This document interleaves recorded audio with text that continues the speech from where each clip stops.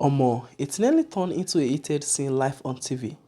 Lere Olayinka, the SSC on communications to FCT Minister Wike, almost lost his cool during an intense interview with Chinese TV anchors.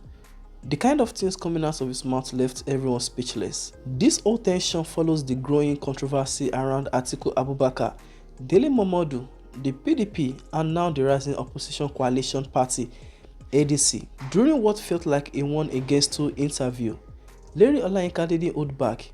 He revealed a lot, from his thoughts on the coalition movement, Atiku's resignation, Dele Momodu's exit, and what Nigerians should expect going forward. Well, thing is, Atiku Abubakar has officially resigned from the PDP. Dele Momodu followed suit, also tendering his resignation. Their reason that the PDP has been hijacked by forces from opposition parties and they can't continue in a party that no longer represents their values. Now, here's the hot part. Atiku leaving PDP is good riddance to bad rubbish. Take a listen. My first reaction yesterday was that Atiku Abubakar leaving PDP, to me, is good riddance to bad rubbish. Good riddance to bad rubbish. It is like the Hausa people will say, Shey Gobe. Yes, and one thing I would have also loved to see in the reportage from the media yesterday was that it should have been stated that the headline should have been Atiku Abubakar leaves PDP again.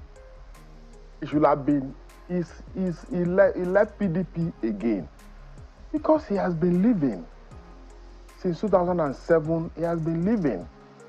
So if he choose to leave now, fine. Then the party can now begin to now look at itself and bring itself together again. Unfortunately, it is too late because, like I've said many times, Atiku Abubakar happened to be like the weapon fashioned against the PDP. Calling Dele Momodu a heavyweight is wrong. That particular line shook many. Again, you also said stalwart of the PDP, heavyweight of PDP, and you referred and you mentioned Dele Momodu. I beg, how is Dele Momodu a big wig in the PDP? Somebody who joined the PDP in 2022. You do not imagine that when people at least aspire to be president on the platform of the PDP. Anybody can aspire to be president. If you aspire to be president, you did not have a single vote. How are you now a big wig? Can Dele Momodu win his polling unit? A lot of people are even now beginning to. It is today that he resigned. That people are now beginning to know that he's from Edo State. People don't even know. People don't know that he's from Edo State. Maybe because he's been able to build such a national following. Because he has national following doing a photo book, national following publishing a photo album. What is wrong with that? Following? No. What I'm saying is that he's a good publisher of photo book. But I don't subscribe to this idea of referring to him as chieftain of a political bigwig. How? As how now? How can Dele Momodu be political bigwig? Can he win his? I mean that I'm talking to you. I've contested primary before. At least I've contested election in PDP. I contested primary for House of Rep. I won. And I contested election for House of Rep. I had more than 10,000 votes, at least. Mr. And this is hard. Atiku is a bad apple. You need to hear this one for yourself. See, bringing people together in politics is like also bringing apples together. When you have like 100 apples in a basket, the moment one of the apple gets spoiled, and you don't remove that one out of the 100, that one will infect the remaining 99, and the 99 will get spoiled. Who's the bad apple here? It's Atiku Abubakar. You're sure he is the bad apple, not your principal? He is, and let me because one of the problems we have in this country is that we are not, most of us are not students of history. In 2003, PDP's effort to win Lagos State was frustrated by Alhaji Atiku Abubakar when he was vice president. And that was how anti-party started in PDP. In 2018, you can Google it. When he went to Lagos, he personally apologized for the role he played in frustrating the effort of the PDP to win Lagos State in 2003. Now, look at it. If PDP had taken Lagos State then, look at the effect. That is 2003. In 2007, Atiku Abubakar holds the records of the first Nigerian as vice president, city vice president, that went to another party while still holding the mandate of the PDP as vice president. He went and formed Action Congress with the other people, and he contested as presidential candidate of Action Congress 2007, even as a sitting vice president, holding the mandate of the PDP. In 2014, it was this same Atiku Abubakar that led the rebellion that pulled down the PDP, that took PDP out of power. When he went to APC and he could not get the ticket of APC, he said a lot of unprintable words on PDP.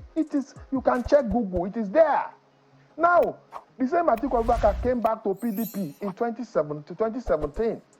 Now, because he has seen that, because the only thing that interests Alhaji Atiku Abubakar is to be president of Nigeria. And I begin to wonder, is it that whether a doctor prescribed presidency to Alhaji Atiku Abubakar so that if you don't become president, something will happen to you? Because that is the way it is.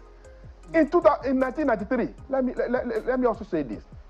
In 1993, when Alhaji Abubakar contested for the ticket of SDP in 1993, a lot of us they will tell us that after the first ballot that he came third, and there was supposed to be a runoff election between MK Abiola and Babagana Kingibe, that Atiku Abubakar supported MK Abiola. That is, and they will tell us that, because he's a Democrat, he only wants the best for this country. And the issue is this.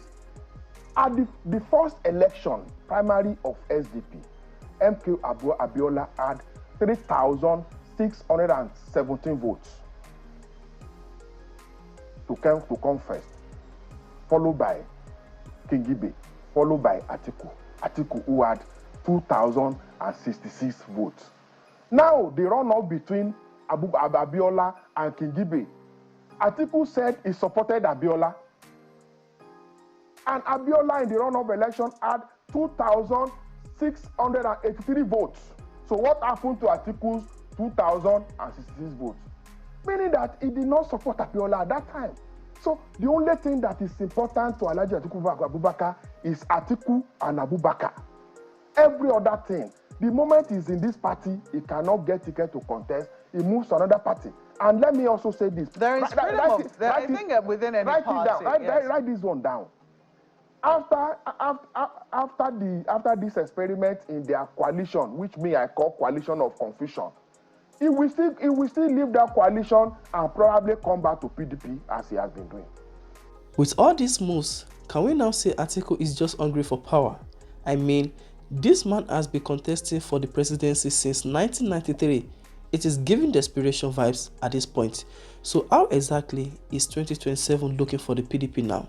Saying that, assuming you say that, I mean, that is what you're saying, but you certainly cannot dismiss Atiku Abubakar, and you know that he certainly has his own following. How do you see this elections going to be contested in 2020? So how do you see the PDP, politics, your party, going to the elections in 2027? In politics, a political party is not just about contesting presidential election. We've had parties in this country.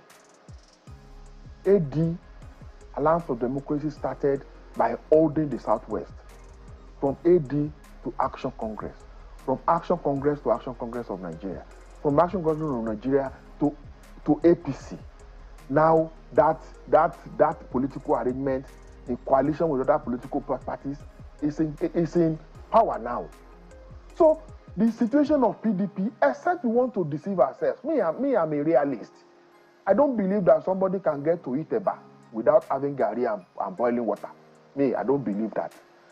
Today, PDP has been so destroyed, damaged by this one man, Alhaji Atiku Abubakar. is now gone. The first thing I want to say is that when highly spirited member of PDP comes together now to rebuild the party, Atiku Abubakar should not come back after he has failed in this new political journey, because he's going to fail as he has been failing. So what I believe is that PDP should now begin to put his house in order. It might not be necessarily to make a good showing next year, but 2027, because it is very close now. Clearly, it is not about 2027. It shouldn't be. We'll see about that. I mean, we'll certainly be watching political development, and we'll, of course, be waiting to hear from other members of the People's Democratic Party. We've seen that of the... We begin to hear. And we also begin to hear from those who are doing coalition. Yeah, some people will say that this is the beginning. This is the beginning of the resignation of the Gael that we might see. Let people, let the bad eggs live. For instance... You're calling them bad eggs? Yes! In spite of all the weight that they carry. For instance, one of those... Mr. Olayinka, I'm afraid we don't have a lot of time. Listen, let me just say this. One of those who are telling us that they are doing coalition is from Kogi State. He's doing coalition now. He was a candidate of PDP, governorship candidate. On the day of his election, he was in his house doing the social media content. He did not even come out to vote for himself. Somebody who did not vote for himself in his own election is the one that is talking about coalition. Who are you referring to? I'm talking about Dino Melaye. Okay. I'm sure that Senator Dino Melaye would respond in due course. But Mr. Lere Olayinka, we have to thank you very much for coming in this morning. We certainly look forward to further developments from the PDP, your party, and also your minister as well. We have to thank you very much. One thing is clear, 2027 go out past 2023, no doubt. With everything happening in PDP right now, especially Atiku and Dele Momodu exiting and the rise of this new ADC coalition, it's like the game is being reset right before our eyes. But then the question is, who really benefits from all this confusion? We know Tinubu is watching as someone who understands how political chess is played in Nigeria. This might just be a quiet win for him if the opposition continues to scatter themselves. But make no mistake, Nigerians too are watching closely, because at the end of the day, we don't tire for audio promises. Peter Obi, on the other hand, his name keeps coming up in every conversation. Some say he should join the ADC coalition, others believe he should just maintain his LP structure and focus. Either way, it is clear the people still have expectations from him, especially the youth. So this isn't just about Atiku or Dele Momodu, it is about the bigger question: who is truly for the people? Who is thinking about Nigeria beyond their personal ambitions? And more importantly, how are all these movements shaping the future of this country? Let's not forget, all eyes are now on what PDP will do next. Will they rebuild? Will they collapse? Or will another surprising twist shake everything again? Anyway, as always, we'll keep tracking everything for you. Now Nigeria we dey, and anything fit happen. Make sure you stay subscribed. Drop your honest opinion in the comments. Do you think this new ADC coalition has a real chance? And where do you see Tinubu, Obi and the rest in all this? Till next time, this is Talk City. Stay safe, stay smart and stay woke.